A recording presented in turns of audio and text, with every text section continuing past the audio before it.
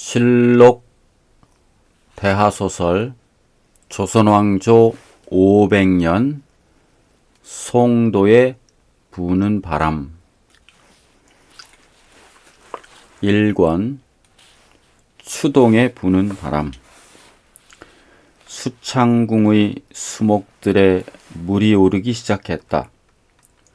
겨우내 잠을 자던 요정들이 봄물을 벌리고 있음이리라. 나뭇가지에는 새순을 터뜨리며 파랗게 물들어가고 있었다. 내전 양지 바른 곳에는 진달래가 피었다. 보기만 해도 가슴이 설레이는 계절이었다. 이런 계절이 되면 여인들의 마음이 들뜨게 된다. 그것이 어찌 궁녀들이라고 예외가 되겠는가? 임금을 둘러싸고 있는 여인들의 투총에는 계절이 없다. 투총이란 임금의 은총을 받기 위한 싸움이다.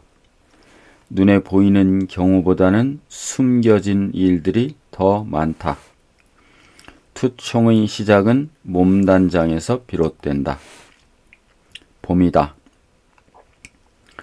팔비와 삼옹주도 물오른 나뭇가지처럼 부풀어 올랐다.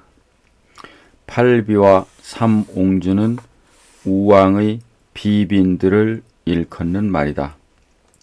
중전은 근비였고 최영의 딸이 영비였다.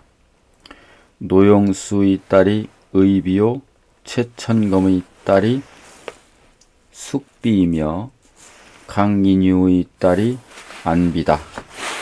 또 신하의 딸이 정비요 조영길의 딸이 덕비, 왕흥의 딸이 선비, 안숙로의 딸이 현비였으니 비로 책병된 여인이 여덟이라 하여 팔비라고 불렀다. 여기에 기생이었던 소매 향이 화천옹주로 봉해져 있었고 연쌍비가 명순옹주이며 입고란지 한 달 남짓 지난 7점선은 영선옹주로 책봉되어 있었으니 이들을 삼옹주라고 불렀다. 조선왕조에서는 후궁의 몸에서 태어난 왕녀를 옹주라고 부르지만 이때만 해도 임금의 후궁을 옹주라 했다. 팔비와 삼옹주가 아니고도 우왕의 사랑을 받는 궁녀들이 많았다. 투총은 미색의 싸움이며 교태의 싸움이기도 했다. 뒤늦게 입고란 7점선이 옹주의 서열에 들었으니 그녀의 교태와 총명함은 가히 짐작할 수 있었다. 연쌍비가 7점선을 투기하고 나서는 것은 무리가 아니었다. 또한 봉가이가 연쌍비와 합세하여 7점선을 미워하는 것도 당연한 일이었다. 우왕은 가끔 변태적인 방법으로 비빈들을 괴롭혔다. 우왕이 7점선과 매양 즐기고 난 다음 연쌍비를 침전으로 불러 술시중을 들게 했다. 연쌍비가 그와 같은 수모를 견디어야 하는 것도 일종의 투총이었다. 이러한 경험은 소매양도 겪은 바 있었고 봉가이도 겪었다. 7점선이 그들의 시세움을 받는 것은 이러한 이유 때문이었지만 그럴수록 7점선의 교태는 날로 늘어갔고 또 그만큼 대담해져 가고 있었다. 그러면서도 그녀는 언제나 방언을 잊지 못해 했다. 7점선이 영비를 만나야겠다고 생각한 것은 두 가지 큰 까닭이 있었다. 봉가이나 연쌍비 따위와 구별되기 위해서는 영비와 가까이 지내야 할 것이며 또 한 가지는 영비를 통하여 권례의 재반사를 손쉽게 알고자 함이었다. 영비마마 계신 곳으로 가자. 7점선은 시비의 인도를 받으며 걸음을 떼어놓았다. 따사로운 봄볕이 7점선의 맵시를 더 한층 아름답게 보이게 했다. 7점선이 영비의 처소로 들어서는 것은 목격한 궁녀들은 수군거렸다. 제까짓게 뭔데 영비 거처에 들어? 보자 했더니 못하는 짓이 없구만. 누구에게든지 혼찌검이 나야 정신을 차리지. 하나같이 7점선을 쉬게 하는 소리였다. 그만큼 7점선의 자태는 돋보이고 있었다. 마마 영선옹주 드셨사옵니다. 어서 들라 이르라. 영비는 무심히 대답을 했다. 영선옹주가 누군지 미처 모르고 있는 듯 했다. 7점선이 들어서자 영비는 순간 크게 놀랐다. 설마 했다. 아니, 언젠가 자신에게 몸단장을 시켜주던 여인, 분명히 그 여인이었다. 그 여인이 어찌하여 옹주의 모습으로 자신의 앞에 나타났을까? 아닐 테지. 얼굴이 닮은 사람은 얼마든지 있을 테니까. 그런 생각을 하면서 영비는 7점선을 지켜보고 있었다. 7점선이 정중한 예를 올리고 난 다음 입을 열었다. 마마, 이렇게 배울 줄은 꿈에도 몰랐사옵니다. 그렇다면 분명하지 않은가? 그러고 보니 목소리도 귀에 익었다. 영비는 이 여인을 어찌 대해야 좋을지 잠시 망설였다. 7점선은 능숙하게 말을 이어갔다.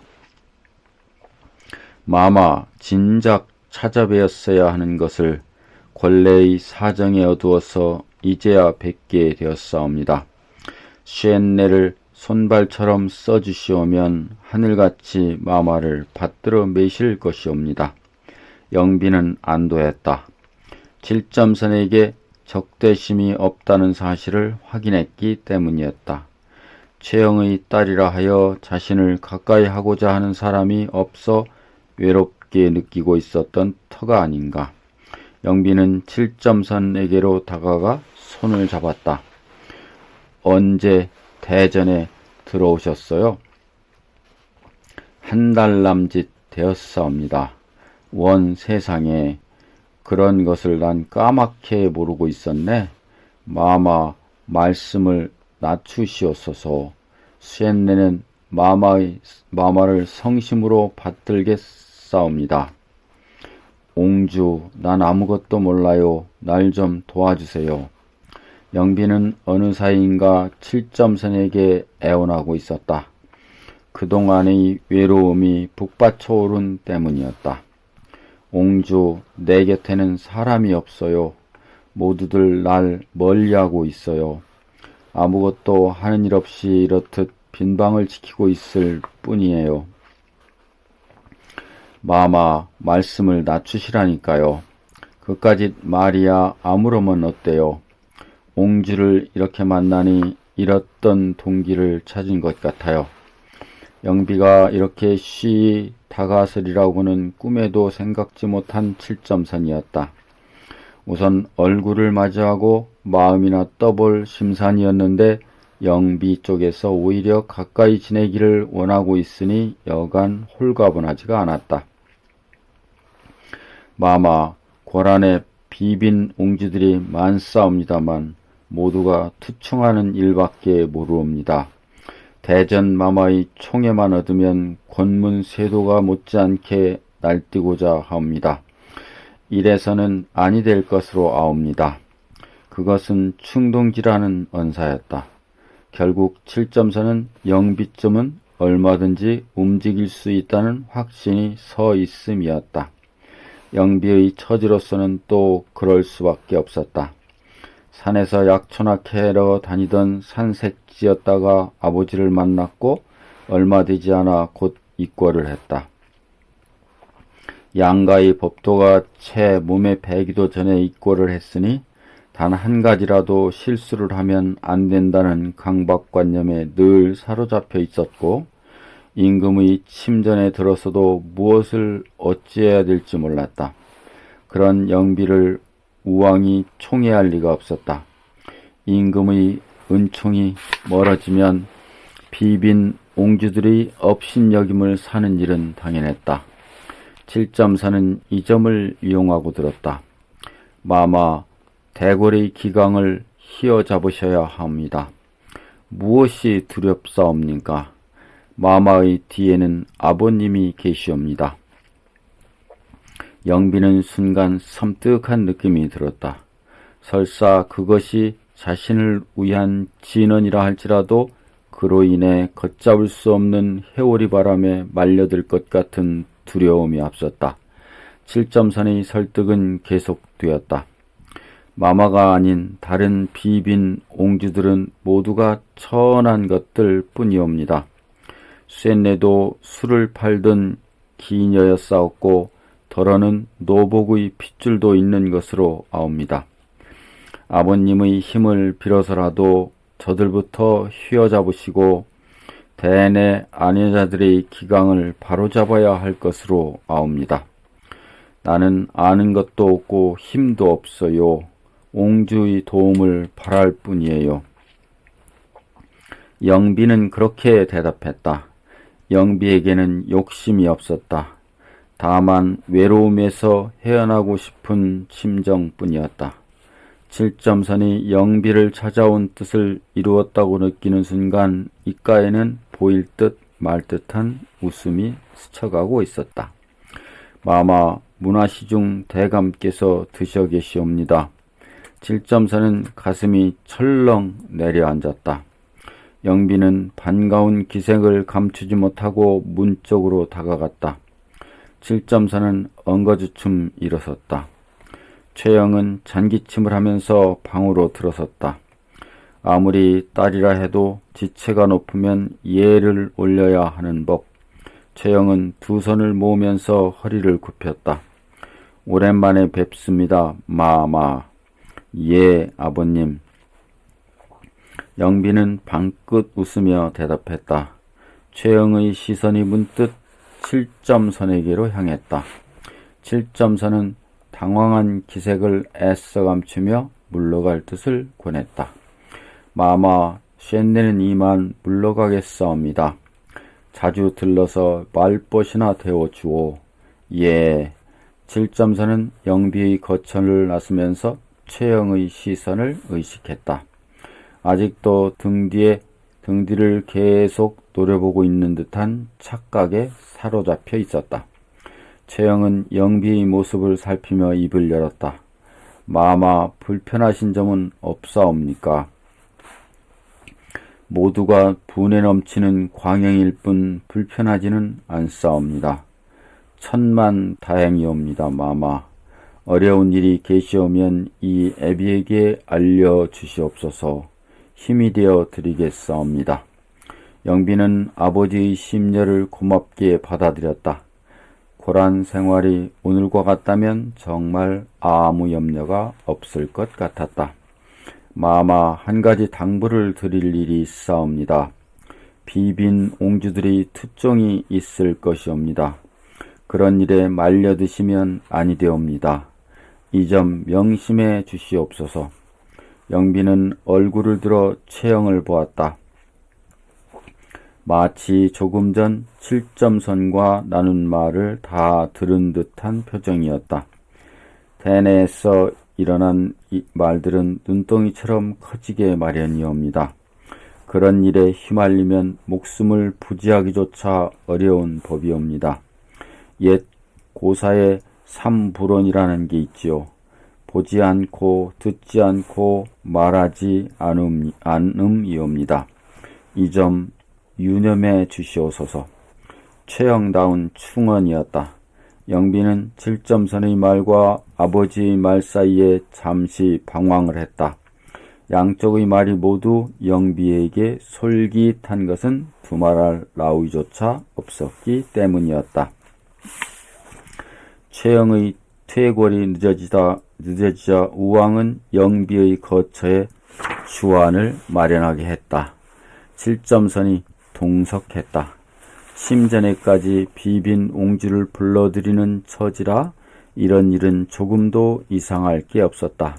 7점선은 술시중을 하면서 우왕과 최영의 말에 귀를 기울였다.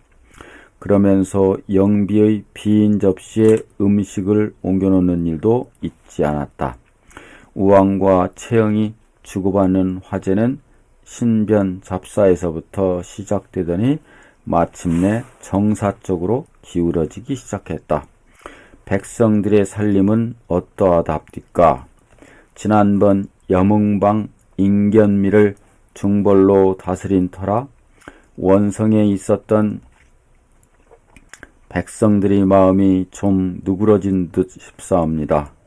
그들의 살림이 나아진 것은 아닌 것으로 아옵니다. 최영의 직가는 솔직했으나 우왕의 얼굴은 씁쓸해 보였다. 그리고 얼마간 침묵이 이어졌다. 7점선의 기대도 일시에 무너지고 말았다. 최시중, 예 전하, 내 진적부터 경의 의향을 들어보고 싶었으나 차일피일 오늘에 이르렀소. 최영은 긴장했다. 7점선도 숨을 멈췄다. 우왕의 표정은 진지하다 못해 굳어져 있었다. 명나라 말씀이에요. 저들의 간섭이 날로 더해간다고 들었어요. 간섭이라기보다는 트집이래야 옳지요. 대체 저들을 어찌했으면 좋겠소. 우왕의 말이 잠시 끊어지는 듯 싶었으나 최영에게 대답할 틈도 주지 않은 채 이어지고 있었다. 주원장이 뭘 하던 자요. 보잘것없는 소금장수의 두령이었다면서요. 그가 중원을 차지했대 해서 고려까지 넘본 데서야 이게 말이나 될 법한 소리요이까. 그런데도 조정 안에 친명하자는 무리가 있다니 최시중은 그 점을 어찌 생각하고 계시오? 전하, 친명하자는 무리가 있사오나 아직은 거론할 바가 못 되는 줄로 아뢰옵니다. 원나라가 비록 저들에게 쫓겨가 있사오나 언젠가는 잃었던 영토를 다시 되찾을 것으로 아옵니다. 우왕은 최영의 이와 같은 말을 듣고 실로 엉뚱한 제안을 하고 나섰다. 최시중이 선봉에 선다면 요동쯤은 능히 칠 수가 있음이 아니오. 전쟁을 거론하고 있었다. 최영은 망설이지 않을 수가 없었다. 여기서 잘못 진언하면 명나라와의 전쟁이 기정사실이 될 우려가 있었기 때문이었다. 하오나 전하, 그것은 조정 중신들의 의논이 있어야 할 것으로 아옵니다. 의논이라니요. 아까도 말을 했지만 조정에는 친명하자는 자들이 있어요. 만일 그런 무리들의 수가 만만치 않다면 조정 공론이 친명이 되지 않겠소? 당연한 지적이었다. 아직 표면화되지는 않았지만 수문화 시중의 자리에 있는 이성계가 친명이었다. 이성계의 세력이 커진다면 친명파의 우두머리가 될 것은 뻔한 이치였다. 최영이 이 점을 모를 까닭이 없었으나 단호하게 대답하고 나섰다. 심려하실 일은 아닌 줄로 아옵니다. 전하께서 친원하고자 하옵고 신이 또한 친원하고 있사온데 누가 감히 친명하자고 나설 것이오이까. 과인은 최시중을 믿고 있어요.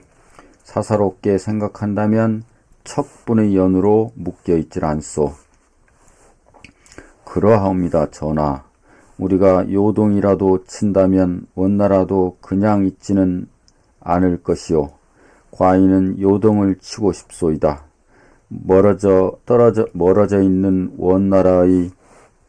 원나라에 재기의 전기를 마련해주고 싶은 것이요. 최시중은 이 점을 명심해 주시오. 이 뜻은 꼭 이루어져야 하오.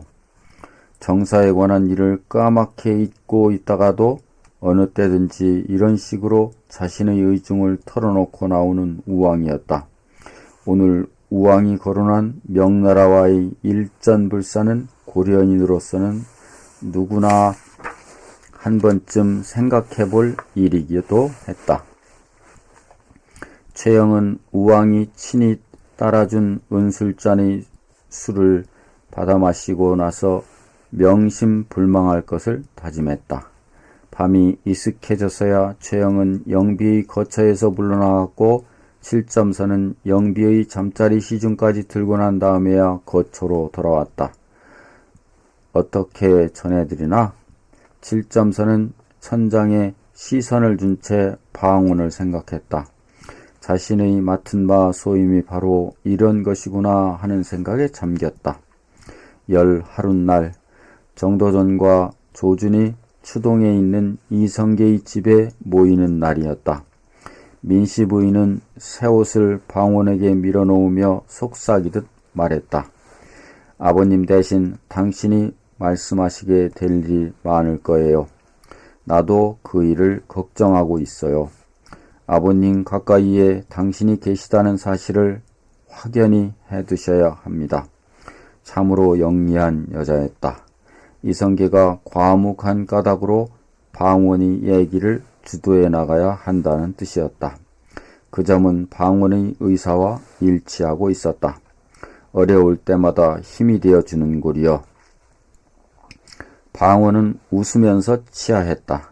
민씨 부인은 정도전의 학문과 조준의 경륜을 놓쳐서는 아니 될 것이라고 여러 번 강조했다. 좁은 안위자의 소견입니다만 그분들이 당신과 매사를 의논할 수 있게 되었으면 합니다. 그게 아버님을 도울 수 있는 첩경입니다. 대창, 부창, 부수, 민씨 부인의 말은 길지 않았다. 그러나 방원의 의표를 찌르기에는 충분했다.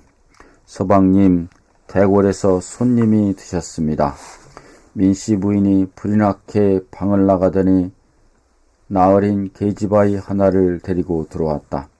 한눈에 봐도 대궐에서 일하는 무술이가 분명했다. 무술이란 중국에서 들어온 말이었다. 수사, 이를테면 길을 묻는, 물 깃는 계집아이를 이르는 말인데 지금은 비빈 옹주들이 심부름하는 아이까지 그렇게 부르고 있었다. 무술이는 영선옹주의 분부를 받았다고 말했다. 영선옹주라면 7점선이 아닌가. 방원은 물론이요 민씨 부인도 흡족해 했다. 무술이는 우왕과 최영이 나눈 이야기를 더듬더듬 전했다. 친원, 친명에 관한 일이라 유창하게 옮길 수는 없었다. 그러나 방원은 그 내용을 완벽하게 알아들을 수가 있었다. 후하게 대접해서 환궁케 하시오. 민씨 부인이 무술이를 데리고 방을 나갔다. 옷을 갈아입는 방원의 손이 떨렸다. 바지를 입는데도 몇 번씩이나 동작이 멎곤 했다. 명나라를 친다? 아버지 이성계가 들으면 대노할 일이었다. 만에 하나 이 일이 기정사실화된다면 아버지의 대로도 힘이 되질 않는다. 왕실이 친원하고 최영이 친원하며 훈구 명문들이 친원을 하고 있는데 아버지의 반대가 무슨 소용이 있겠는가. 그래서 방원의 동작은 자유롭지 않았다. 새 옷으로 갈아입은 방원이 마당으로 내려서자 숙번이 기다렸다는 듯 낯선 장정을 데리고 다가왔다.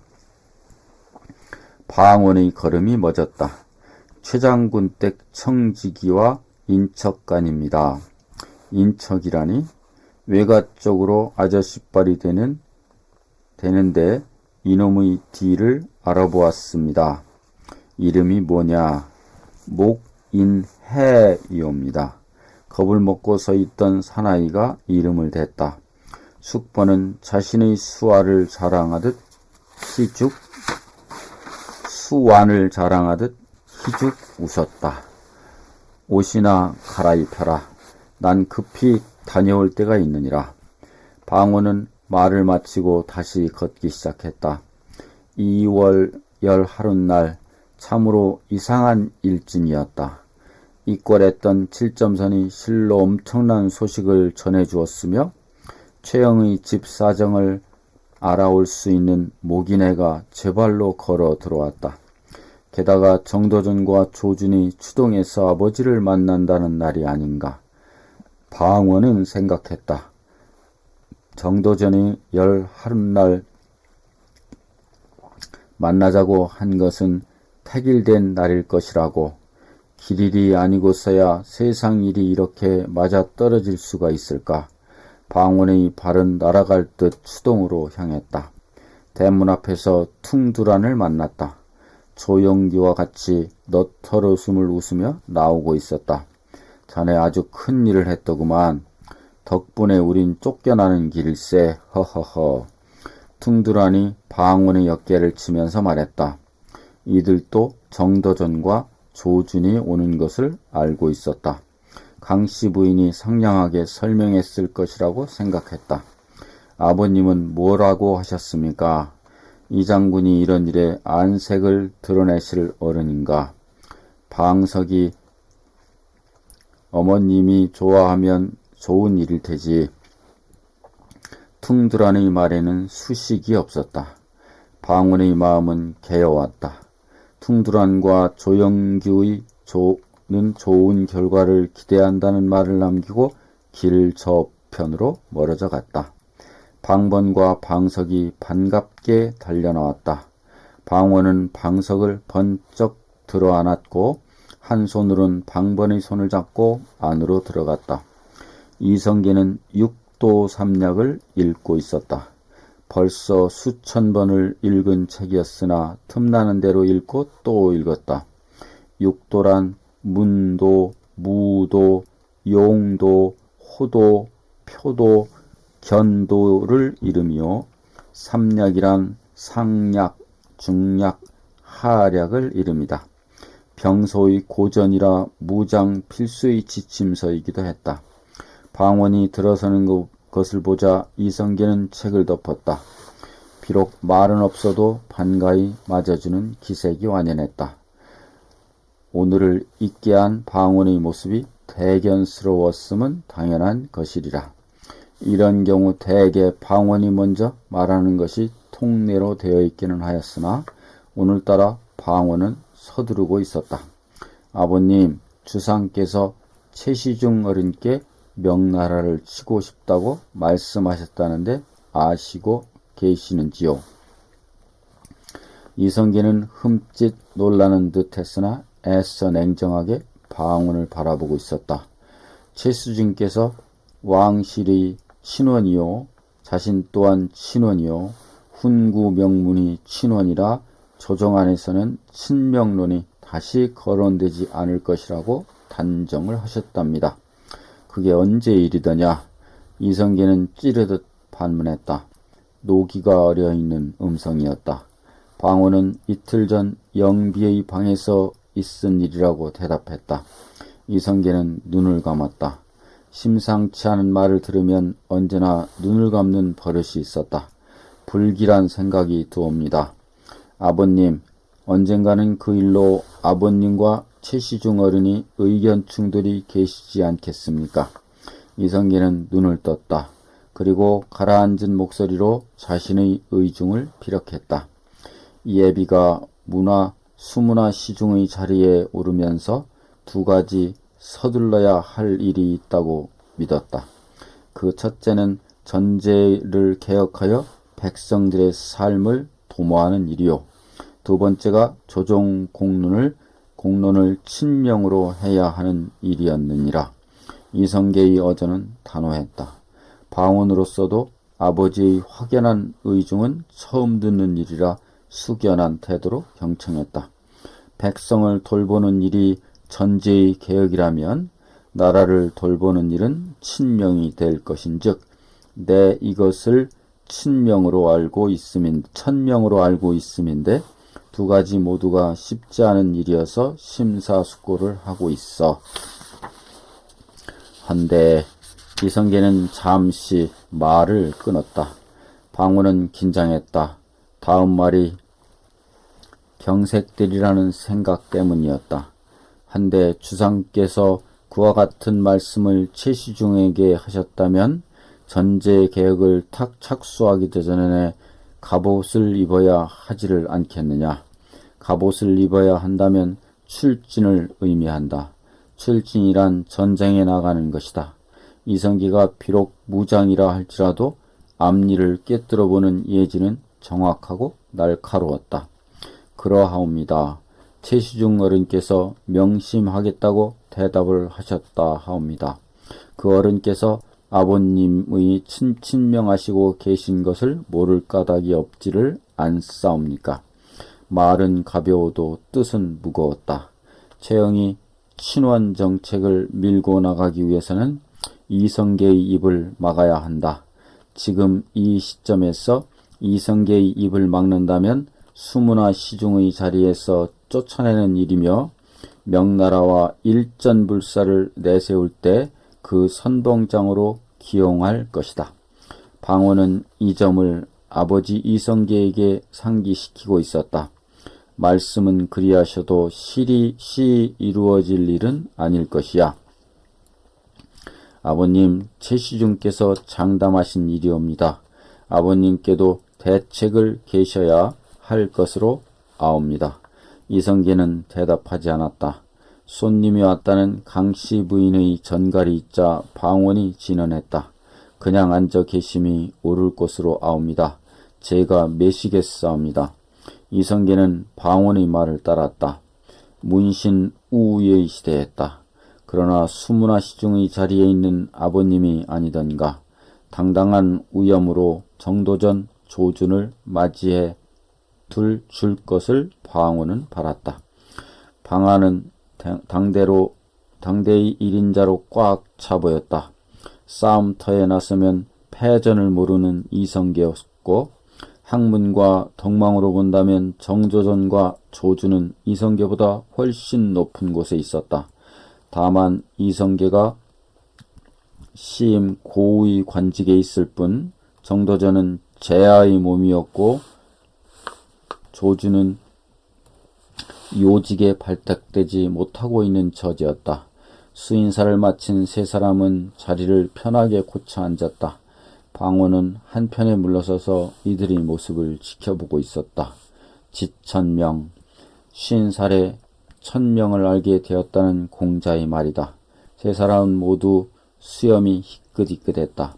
거기에서 이들의 일생을 엿볼 수가 있었다. 하고자 했던 일들을 마친 사람이기도 했으며 사물을 보는 눈은 익을 대로 익어 있었다. 앞날을 내다보는 예지도 있었다. 유붕자원방내 불억낙호라고 했습니까? 허허허, 공자님 앞에서 문자를 쓰고 말았소이다 그려. 이성계의 제일성이 논어를 인용하면서 두 사람의 학문에 미치지 못함을 스스럼 없이 비쳤다. 참으로 절묘한 환영이며 뜻이 담긴 겸손이었다. 당치 않소이다 장군. 나도 가끔 병법을 말합니다만 장군께서 들으시면 어린아이 장난 같은 소리겠지요. 허허허. 정도전이 알맞게 이성계의 말을 받았다. 방원은 기막힌 시작이라고 생각하면서 조준을 바라보았다. 허허허, 명필로 쓰여진 대련을 보고 있으미오이다. 세 사람은 소리내어 웃었다. 대련이 무엇인가?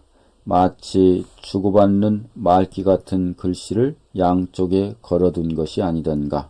방원은 흡족한 마음을 감출 길이 없었다. 세 사람이 주고받는 한마디씩의 말은 뜻이 하나에 있을 뿐 아무 꺼리낌이 없음을 드러내는 좋은 것이었기 때문이었다. 평생을 군진에서 살았어요. 적과 싸우는 일이라면 짐작으로 이길 수 있는데 정사를 보는 일은 그렇지가 않아요. 내 직에 들어온 다음부터 그 점이 늘 면구스러웠는데 공들을 만났습니다. 나라의 백년지 대계를 내다본다는 심정으로 큰 일을 해주셔야 되지를 않겠습니까? 이를 말씀이오이까.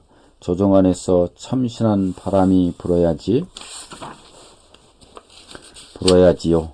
조정이 복마전이 된 지금 많은 사람들이 장군에게 기대하고 있소이다. 조준이 이성계의 말을 수긍하고 나서면서 누군가가 개혁에 앞장서야 할 것임을 비쳤다. 이성계는 잠시 고개를 끄덕이고 나서 정도전에게 물었다. 삼봉께서는 친명을 주장하시다가 고초를 겪으셨지요? 그러합니다. 친원은 국력의 낭비라고 믿고 있지요. 이 나라가 살 길은 친명에 있다는 생각은 아직 변하지 않았습니다. 동감이에요. 내 생각도 그러하오이다. 송당은 그 점을 어찌 생각하고 계시오이까? 가까이에서 일어나는 강대함을 버리고 멀리에서 사라지는 쇠잔함을 취하는 것은 수운을 버리고 역을 구하는 일이니 이야말로 천리에 어긋나는 일일 테지요. 세 사람은 약속이나 한 듯 미소하고 있었다. 방언의 미소까지 합친다면 미소의 주인은 모두 네 사람이었다. 원나라를 버리고 명나라와 교유하는 것은 서둘러 조정공론으로 삼아야 한다는 것이 사실이나 왕실과 훈구 대신들이 친원하고자 하는 이상 잘못 서두르면 뜻하지 않은 변이 생겨요. 그게 유혈창극으로 갈 수도 있지요. 이성계의 결론은 명쾌했다. 유혈참극으로 갈 수 있다는 말은 말에 방아는 찬물을 끼얹은 듯 긴장했다. 정도전 조준이 유혈참극이 있어도 해야 한다고 말할 사람들은 아니다. 이 점에 착안한 이성계의 결론이었다. 이성계는 자신에게 힘이 없다는 약점을 드러내 보이면서 두 사람을 포용하려 들었다. 내게 힘이 있다면 꼭 서둘러 보고 싶은 일이 있어요. 전제의 개혁입니다. 지금 조정이 해야 할 일은 민심의 수습이에요. 백성들이 조정에서 이탈해가고 있다면 그런 조정은 있으나 마나 한 일이 아닙니까? 전제를 개혁해서 권문 세도가들이 전유하고 있는 논밭을 백성들에게 고루 나누어 주어 마음 놓고 생업에 종삭해 해야 하는데 내겐 힘이 없소이다 그려. 정도전은 이성계의 말을 받아 열변을 토해나갔다. 전제의 개혁에 대한 보관까지 마련되어 있었다. 조준도 정도전의 의견에 전적으로 동감하고 나왔다. 술상이 들어왔다. 한눈에 봐도 정성이 담긴 술상이었다. 강씨 부인이 술병에 놓여진 소반을 들고 와서 다소곳이 앉았다. 차린 것은 없지만 많이 드셨으면 하옵니다. 정도전과 조준은 진수성찬이라고 말하면서 안주인이 겸손을 따뜻이 받아들였다. 인사드리옵니다. 이쪽이 정삼봉, 저쪽이 조송당, 내 경처이오이다. 강씨 부인은 고개를 숙였다. 정도전은 강씨 부인이 인물됨이 범상치 않음을 느꼈다. 귀한 손님들이요. 또 한 집안 식솔처럼 지내야 할 분들이고 내가 없더라도 이분들을 소홀히 대하면 아니 될게요. 방언은 아버지의 다른 일면을 보는 것 같아 생소한 느낌마저 들었다. 집을 나설 때 민씨 부인은 방언에게 화제를 이끌어 나가야 한다고 당부까지 했는데 이성계는 능숙한 진행과 명쾌한 결론으로 자신의 관여를 허락하지 않았다. 임자가 따르시오. 그래야 손님 대접이 되지. 강씨 부인은 술을 따랐다. 술잔은 거침없이 돌기 시작했다. 방언은 슬며시 방을 나갔다. 밤하늘은 청명하고 바람은 훈훈했다. 방언은 가슴 가득히 바람을 마셨다. 날아갈 듯 홀가분한 밤이었다. 방 안에서는 왁자한 웃음소리가 터져나왔다. 웃음소리는 거칠면서도 맑았다. 힘있는 웃음소리들이었다. 방언의 시선을 방 쪽으로 돌렸다. 강씨 부인이 빈 소반을 들고 나오고 있었다. 방언은 강씨 부인에게 웃음을 보냈다. 큰일 하셨어요. 강씨 부인도 활짝 웃으면서 방언을 치하했다. 왜 진작 이런 생각을 못했는지 모르겠어요. 오늘 밤같이 좋아하시는 아버님의 모습 처음 배워요. 오늘 일진이 아주 좋은가 봅니다. 11날 밤입니다. 11날 모르긴해도 정삼봉께서 태기를 하였음이 분명합니다. 어머님, 방원은 이런 날 강씨 부인을 어머니라고 불렀다. 강씨 부인도 방원으로부터 어머니라고 불리면 좋아했다. 이젠 어머님이 하실 일만 남았습니다. 무슨 뜻인지 알려줘요. 나도 큰일 한번 해야 되겠어요. 정삼봉 조송당을 요직에 기용해야 합니다.